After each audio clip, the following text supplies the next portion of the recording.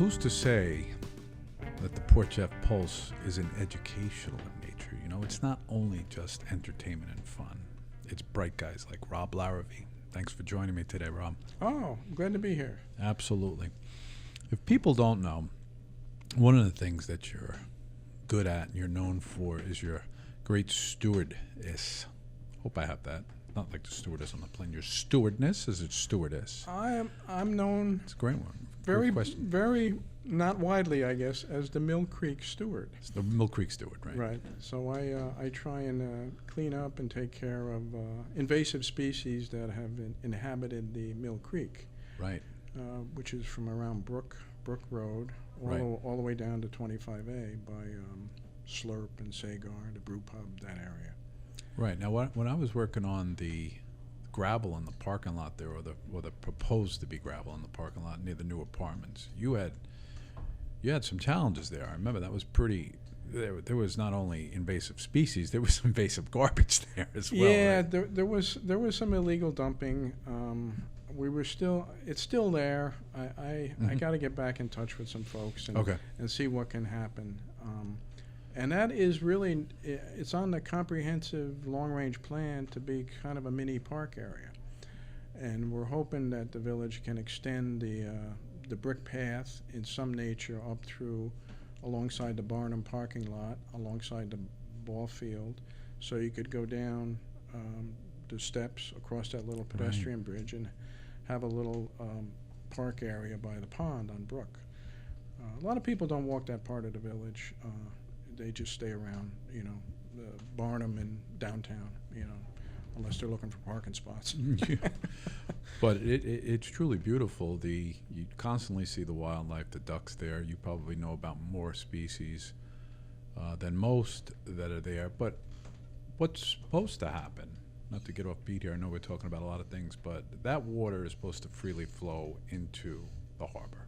And it does, right? It pretty much does. Yeah. There's a few things that are occurring. One thing that I've noticed is the infield gets resurfaced, and there's a little break in the not really retaining wall, but like a railroad tie wall. And when it rains really hard, the infield sand ends up down in the creek, which is obviously not great for water flow and all that. So that area needs a few little tweaks, and then the pond really needs probably more of a treatment than I can do. Okay. It should probably be deepened and Right.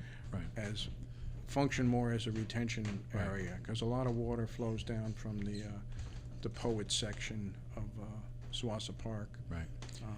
Well, so, thank you, first of all, for what you do. I think a lot of residents see you early morning or, at all kinds of hours just stewarding the creek. Thank you. Yeah.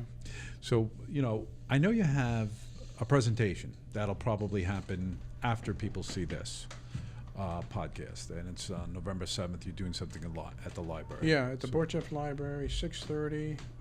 You're supposed to register. It's free, though. It'll be downstairs in the big conference room.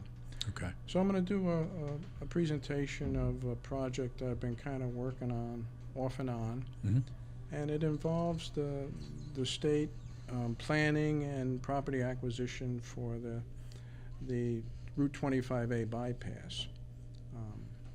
And particularly, I'm going to look at one section in Heatherwood Village North. Okay. So we should also mention your professional experience. You're obviously, or maybe not obviously, retired. Look like a young man to be retired, to be honest. Well, I retired early. I got to admit. Okay. I admit that. Okay. But I worked for the state DOT for about almost 20 years, I guess, 25 years. I started out in Hauppauge in 81, and then in 85 I worked in the New York City region of the state DOT. So we did a lot of work on the parkways and bridges. That was when, the big word was infrastructure. Things were, funding was coming back, and a lot of the city bridges and roads were really deficient. So there is a state arterial system within New York City. So we worked on all the capital programs to get the city primarily the limited access highways up to snuff. So the one experience that you know about that I did want to quickly mention is I I think you know, property on 347 in Smithtown. And I was part of the experience of that slow-moving state.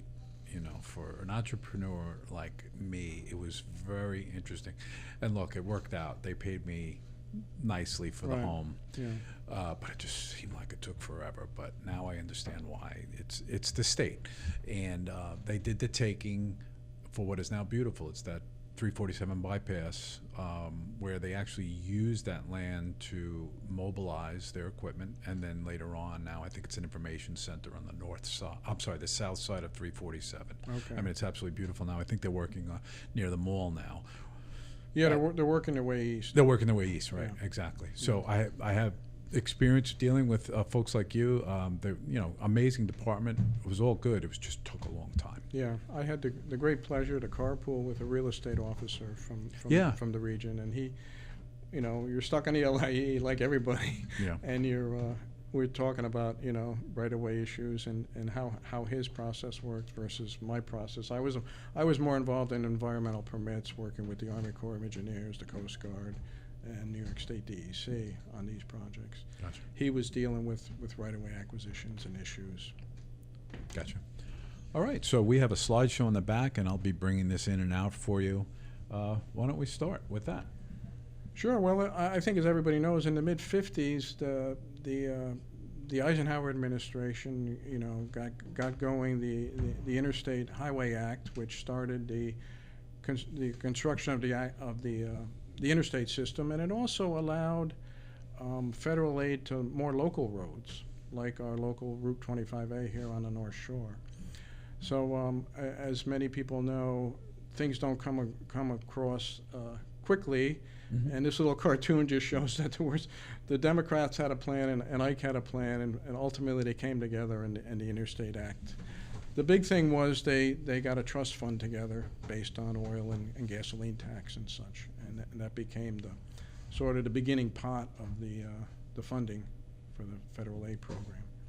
Do you feel that they work together a little bit more better than they work today? Yeah, absolutely. Even at the local level, as we get a little farther in, there's a couple of people that work together very well. So specifically in Port Jeff, this is a couple of years before the village was incorporated.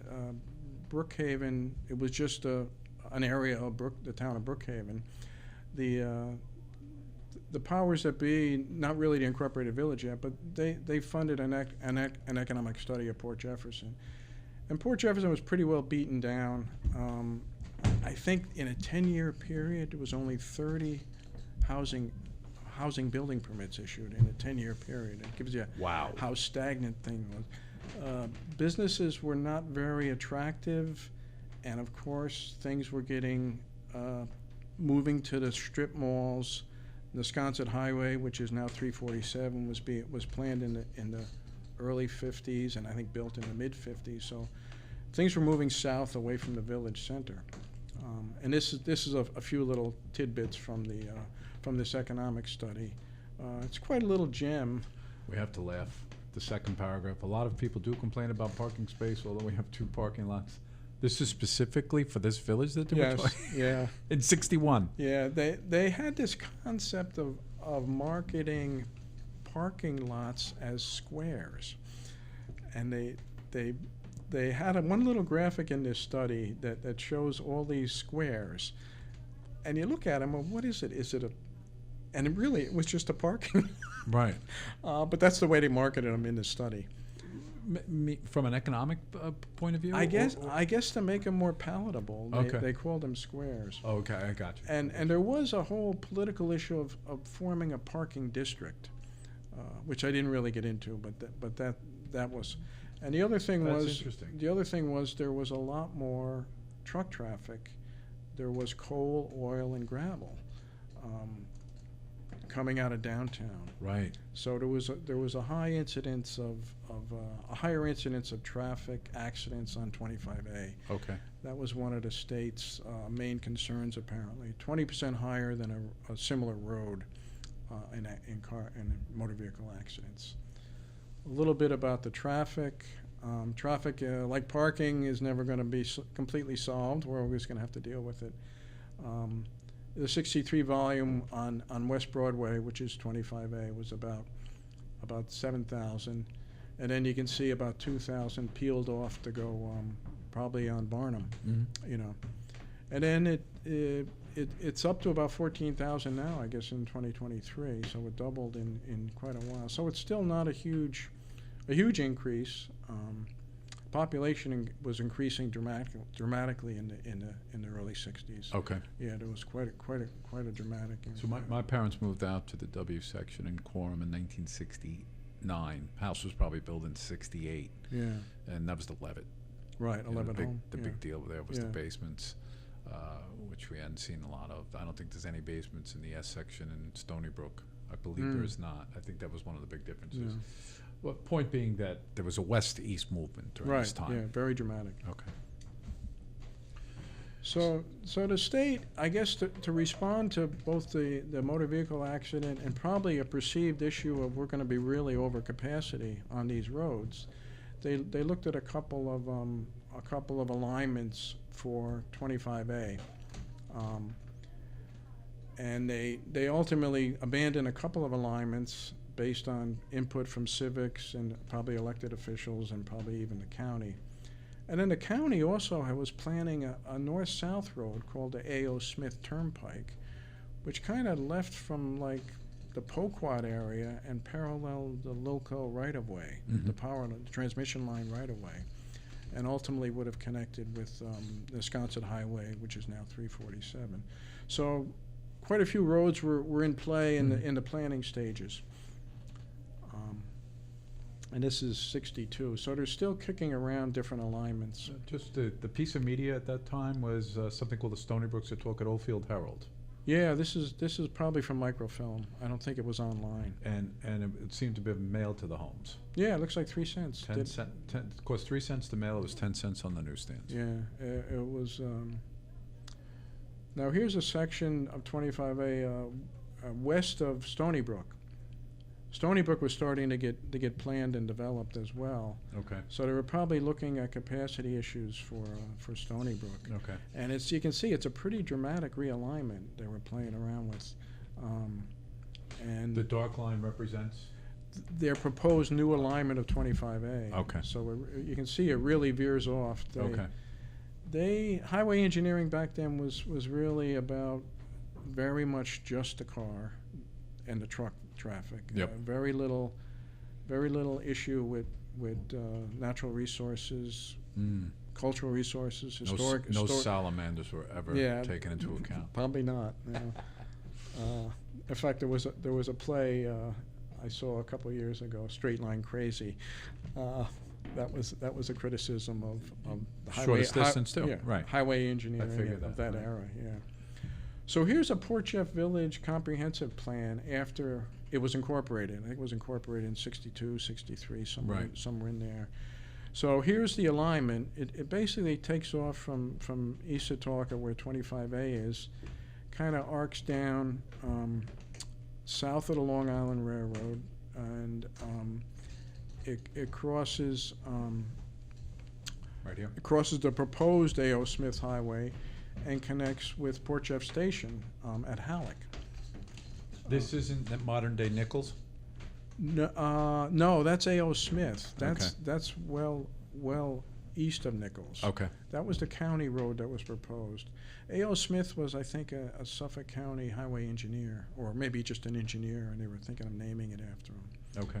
But you can see the dotted to the left is the Lilco right-of-way power lines, and it was a little to the left. All right, in 65 we see the St. Charles Hospital. Do we see both hospitals? Yeah, you see Mather, and the Wharton Memorial Hospital. That was for the crippled children, what they call crippled children. The big thing we see though is gasoline on the harbor. Yeah, they had gasoline and oil terminals on both sides of the harbor. Wow. Working harbor. The west side was eliminated first, and then the east side. So Heatherwood was a big developer on Long Island. He was doing a lot of apartments, a lot of subdivisions. So at around 64, he started filing these subdivision maps out on Riverhead with Suffolk County.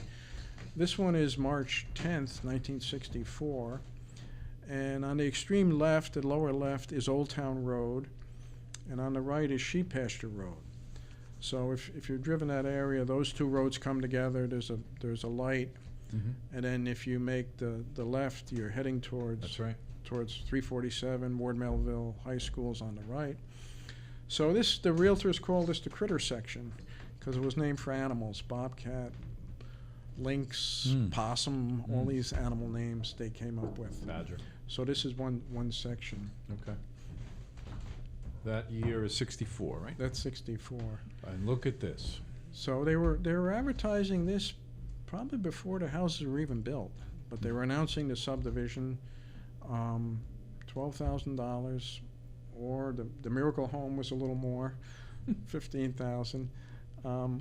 I had to look it up. The present worth of at a zero, basically. Whoa. So that was about $129,000 in present day value. I've seen some homes on Zillow for over $500,000. Yeah. The realtors call the one on the left the mushroom houses. Oh, okay. Yeah, they kind of got that very wide eave, almost like a little prairie school type thing going on. But there was one recently sold in 2024 for, I think, I don't know, mid fives. It's more now. Yeah. Believe it or not. So it's funny. So, I mean, 3-bedroom, 2-bath garage. Yeah. There's nothing ready to move in. different. Yeah. Carpet. Refrigerator, freezer, clothes, washer. About $14,990. Yeah. And people were taking mortgages back then as well. Yeah. The mortgage rates weren't that low. I think they're around between 5 and 6. Yeah. They weren't crazy low like they were before. Yeah. That's why this is mid where we are now. Yeah. A little bit more than mid. April 65. So the state, for some reason, decided they wanted to demolish some of these houses, but not all of them, oddly enough.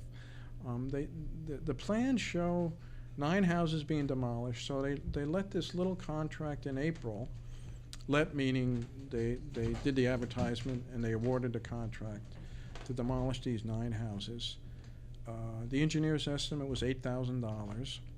And they had just a very few payment items, one item for each house. They had maintenance and protection of traffic. This is setting up traffic cones and such, and some sort of excavation material, probably to fill in the basements. That's the best I can determine. Is this essentially for Nisconset Highway? No, this is for the bypass. It is for the bypass. Yeah. Okay. So they had built the houses.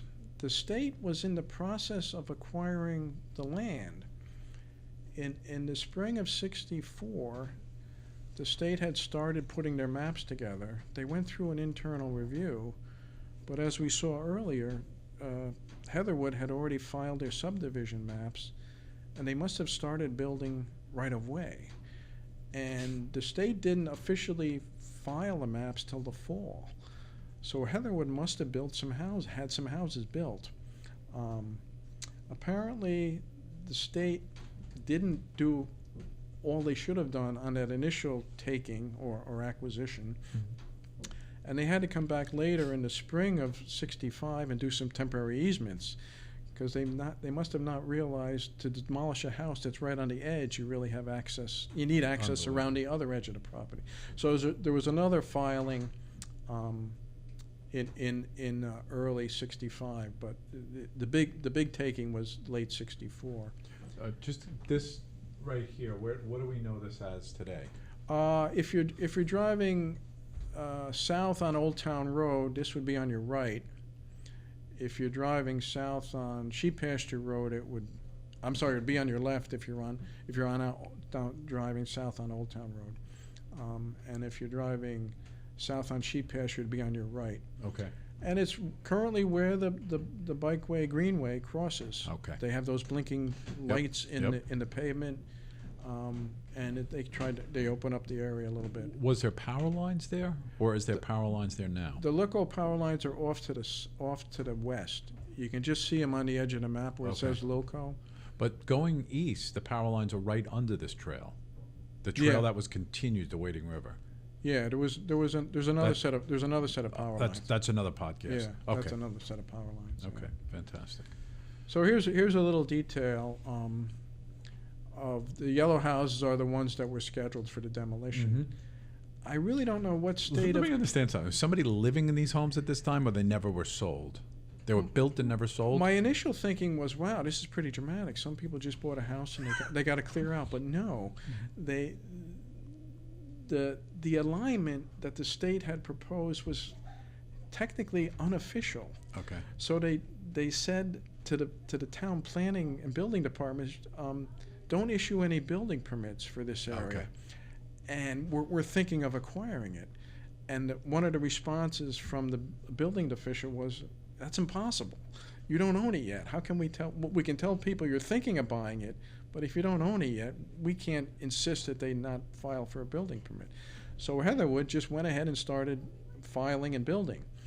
However, the state identified other houses, these question marks I have on the map, and those were not demolished. Yet ultimately, they were part of the right-of-way. So I'm speculating that maybe they had state had, back then it wasn't the state DOT, it was the Department of Public Works.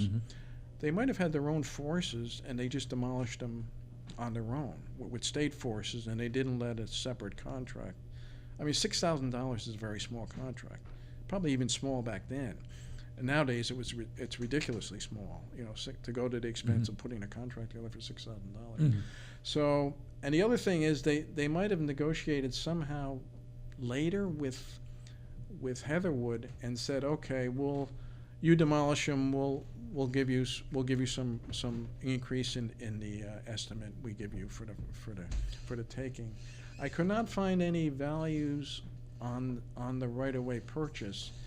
They used this cryptic term, title by filing, which I guess is a municipal way of acquiring title. As soon as you file, you have it. There's no closing statement with an attorney or anything like that.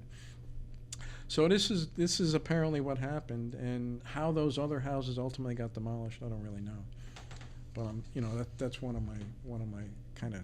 Is that one of your quests to fill in these blanks? I guess. Yeah. This is. So here's from Riverhead. The you can see the state finally got there on October 9th. They filed the maps, and this is the western edge of the taking. It's about 150 feet wide, quite a, I don't know how many, 600-700 feet long, and that little shaded in area is the new alignment. Okay. What is this word here? Point of what? Point of beginning. Beginning. That's Okay. a surveyor's reference point. Yeah. Yep. All right. And these are the little temporary easements they didn't take initially, but they filed a separate set of maps to take these easements. Here's Badger. We're kind of in the middle of the subdivision now. So I have to ask, the Heatherwood Golf Club or golf course must have had to do with this. That might have been Heatherwood Village South. I'm not really sure. Yeah, right. This whole group was called North. I think there was 3 or 4 sections. That's what it was. Most of these were section 1, 2, and 3. Okay. But beautiful, you know. And here's the bid for the demo at the very bottom. Long Island Advance, 1965, $35 million bid for the demo.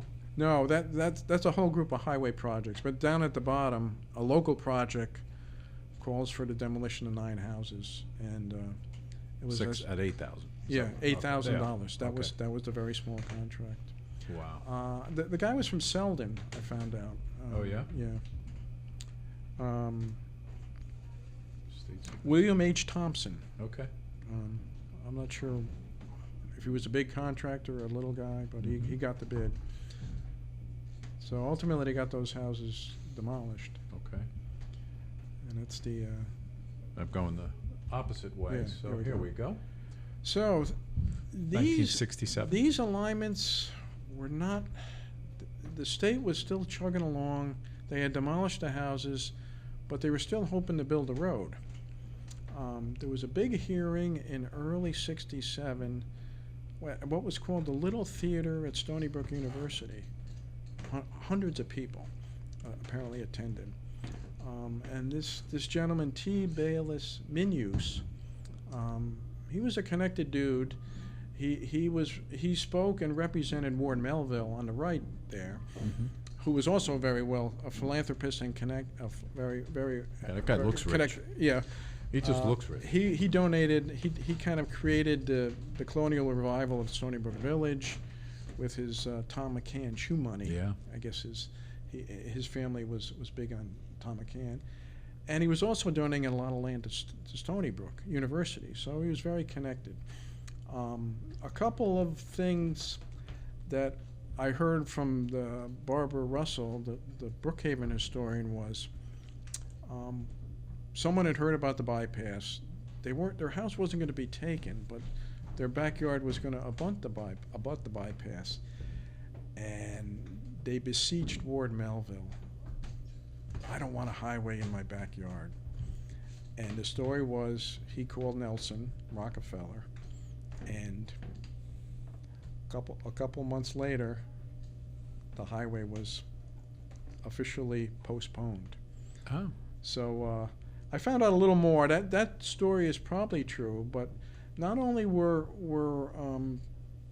people at the civic level opposed to it, but they got some politicians to also go up and see what they could do. Right. So not oddly, but two Republicans, an assemblyman and a senator, got together and went up and saw Rockefeller. And from what I can gather from the news articles, they were successful. They were successful. Yeah. Some things don't change. No, some things don't change. So here are the two guys, McCarthy and Smith. So it happened pretty quick. That very contentious public meeting was January of '67. February, they went up to see Rockefeller. And in March, this letter arrived back to the Civic Association. The widening and relocation will be postponed until such time as the locals requested reactivation of the project. So it was really like a 3-court press, a full court press, very local. I think from what I remember, the local governments weren't that crazy about it either. And of course, your highest elected officials in the state got to the highest elected official in the state, and there was some editorials I read that the Bureau of Public Roads, or the DPW, Department of Public Works, was almost creating insurrection. Like they were really trying to bull this through, and I guess these guys got the Rocky, and that they put the kibosh on it. Was there a perception from internal that it would have created a lot of jobs, and that really became part of the pushback? There wasn't a whole lot of documentation I could find on the rationale for the roads, but the one thing that did appear in a couple news articles was the 20% higher traffic accident rate. Okay. And you read just general news reports. People were getting killed left and right. There was no airbag. Like oil trucks or not even cars. There was no airbags, no ABS. Yeah. And these kids were just killing themselves. Yeah. I had three friends when I was in the late '60s, '70s who were killed in car accidents. So it's a little safer now. And back then, there was a lot of accidents, I guess. Right. So, and 25 was very very curvy, obviously. Take your life into your hands. So that happened. So in '68, they were still kicking around the Port Jeff to Bridgeport Bridge. Look at that. But you notice on this '68 map, look at that, the bypass is gone. They took it off the map. Right. A.O. Smith is still there, that dotted line going up and down. Right. But so this was going to go right through Main Street, is what I'm hearing. I had seen another alignment where it went where it went on the west side of the harbor. Right. People got together and pushed it over to the west. Right now, it's just west of the Mount Sinai Harbor entrance. Yep. And it was going to connect with Wisconsin, east of the traffic circle, where Wisconsin and 112 meet. Yeah, I have never seen this. So this was floating around in '68. So what was this, for example? What document would this have been? This was a feasibility report summary, Port Okay. Jefferson to Bridgeport, Port Jefferson to Bridgeport, highway, bridge, and other I crossings. remember my father being excited about Yeah. this. How long Yeah. did the concept last? And when was this shot down? Or maybe that's the next slide. I don't know. Well, from what I understand, when Rockefeller sort of shunted Robert Moses out of the picture, he left these projects dangling. But Moses he had lost all his power because Rockefeller got the MTA started. That absorbed Triborough. He lost his Triborough. That was his real power base, Triborough Bridge and Tunnel Authority. So these were sort of studies that were probably in the works, and they were completed. There was another one, Seaford Oyster Bay to Rye, New York. There was another. I got to talk to some people in Chris Ryan in the Village. I thought a fascinating study might be unbuilt Long Island. Oh, that is fantastic. All these crazy, now considered crazy that projects. Is fantastic. You got it. And this is one of them. Some of the images I saw really kind of crude renderings. You knew they weren't that far advanced, but they had shopping centers out in the middle of the Long Island Sound. That's crazy, but maybe not so crazy in the future. We'll see. So what happened? How the heck could the state, with federal aid, just draw a line on a map and start acquiring property? Dangerous. Well, there wasn't much guidance back then. There was back then the Federal Highway Administration wasn't formed yet. It was under the Department of Commerce, Bureau of Public Roads.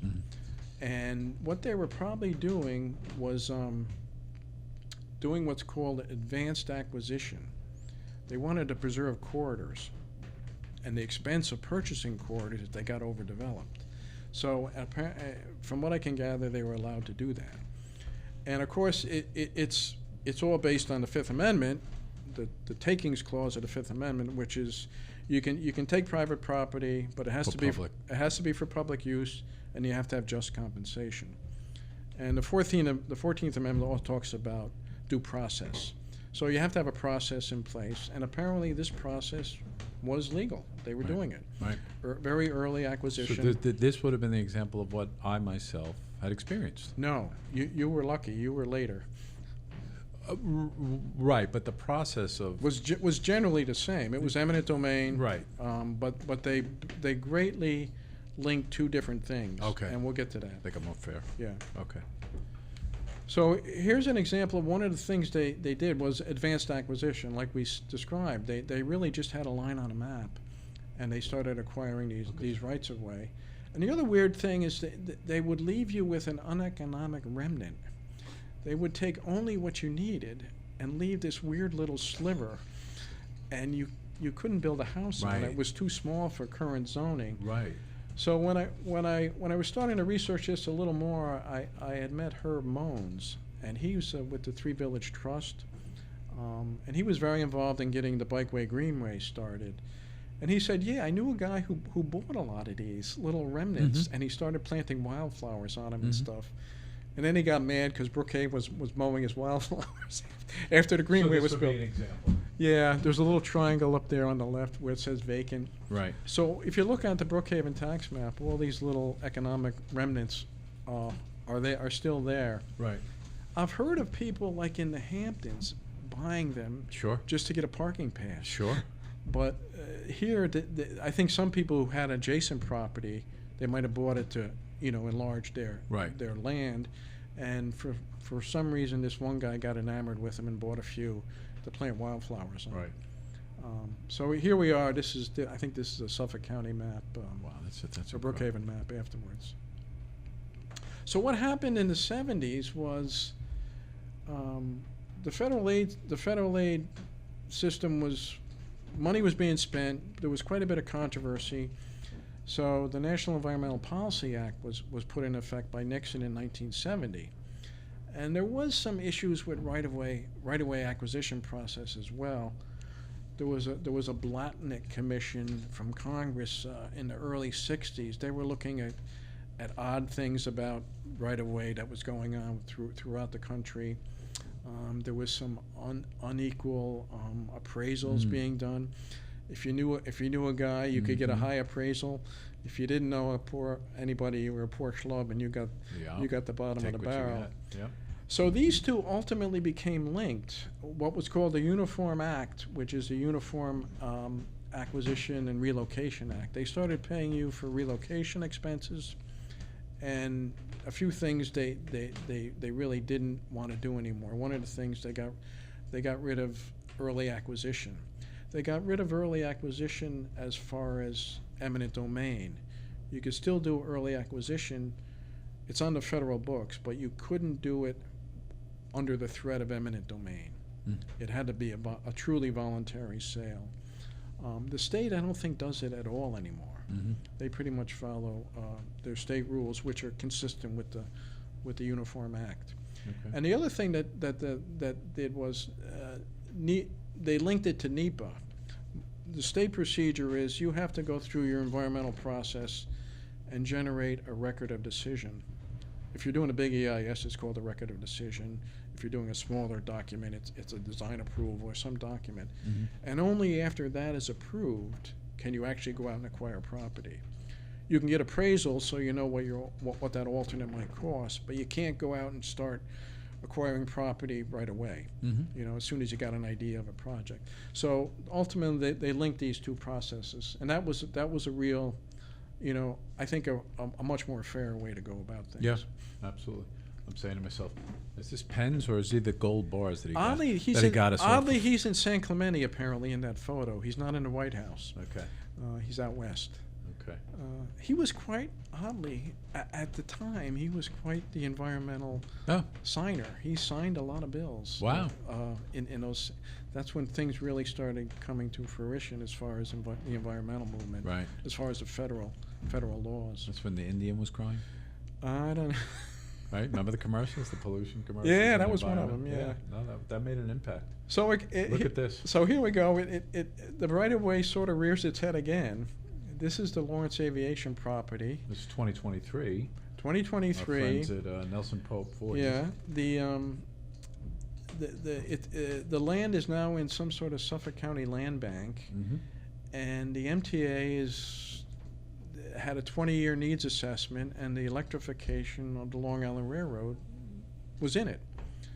It didn't score very high, but they had this very conceptual plan to move the station to the west side of 25A, and to move the yard over here at where Lawrence is. However, the Greenway had to be rerouted. And apparently... Meaning here. Yeah, you see that big loop down. But this land was acquired with federal aid back in the 60s. So there was a provision in the Bureau of Public Roads federal regs about their procedures, and it says if you give it up to something else, it has to be approved by the commissioner. Well, there's no longer a commissioner in Bureau of Public Roads. It's now FHWA. So I went to a meeing in Setauket, and apparently they were researching what they could or couldn't do as far as the transfer.